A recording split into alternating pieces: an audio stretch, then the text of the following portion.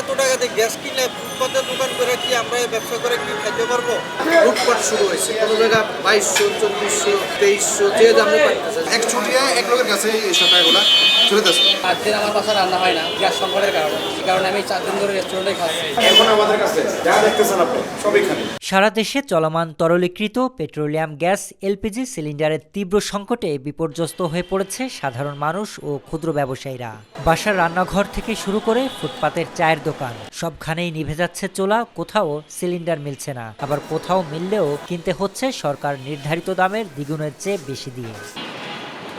ফুটপাতের চা বিক্রেতারা জানাচ্ছেন চরম হতাশার কথা। তারা বলছেন গ্যাস সংকটের কারণে তারা নিয়মিত সিলিন্ডার পাচ্ছেন না, আর কখনো পাওয়া গেলেও সেটির দাম এতটাই বেশি যে চায়ের দাম না বাড়িয়ে লোকসান গুনতে হচ্ছে।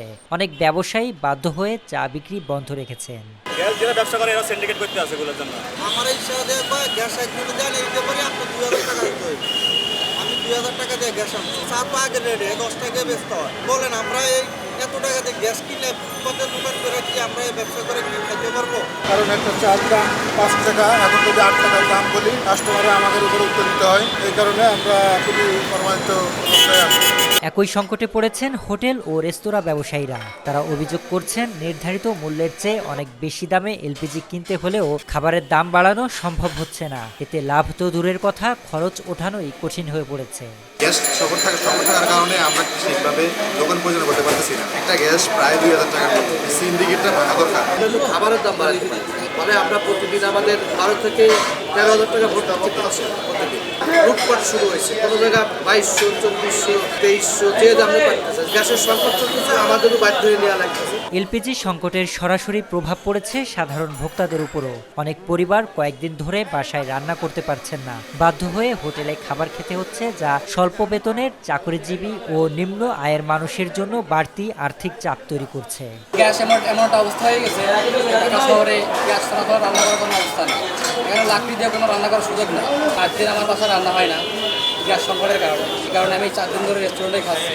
বাসায় রান্না করলে আমার ফ্যামিলি আছে, তাদের সাথে একসাথে খাইতে পারি, খরচটাও কম হয়। প্রতিনিয়ত রেস্টুরেন্টে খাইতে গেলে আসলে আমার যে স্যালারি আসলে বাইরে খাওয়া কোনোভাবেই সম্ভব না। ডিলার পর্যায়ের চিত্রও আশাব্যঞ্জক নয়। বিভিন্ন এলপিজি ডিলারের দোকানে গিয়ে দেখা গেছে অধিকাংশ সিলিন্ডারই খালি পড়ে আছে। ডিলাররা বলছেন সংকটের কারণে তারা নতুন করে গ্যাস রিফিল করতে পারছেন না। তবে সংকটের প্রকৃত কারণ কিংবা কবে পরিস্থিতি স্বাভাবিক হবে এই প্রশ্নের কোনো স্পষ্ট উত্তর তারাও পাচ্ছেন না সরবরাহকারী প্রতিষ্ঠানগুলোর কাছ থেকে।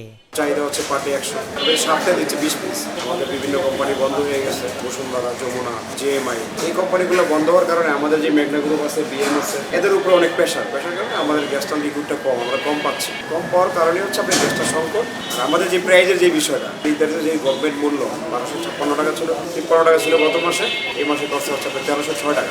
আমাদের গভর্নমেন্ট প্রাইজে আমরা বিক্রি করি, বাট এখন আমাদের কাছে যা দেখতেছেন আপনি সবই খালি। যতটুকু আমাদের কোম্পানির লোক বলে যে ভাই লিকুইড সংকট, আমরা পাচ্ছি না, এলসি করতে পারতেছি না, মাল আসতেছে না। আমরা যতটুকু শুনি অতটুকুই ভাই, আসলে ওরকম আমাদের আইডিয়া নাই যে কেন আমরা পাচ্ছি না, এটার মেইন কারা, এই সিন্ডিকেট কারা করতেছে। সরকারি ঘোষণা অনুযায়ী 12 কেজি এলপিজি সিলিন্ডারের নির্ধারিত মূল্য 1306 টাকা, অথচ বাস্তবে ঢাকার বিভিন্ন এলাকায় ভোক্তাদের এই সিলিন্ডার কিনতে হচ্ছে 2500 থেকে 2800 টাকায়।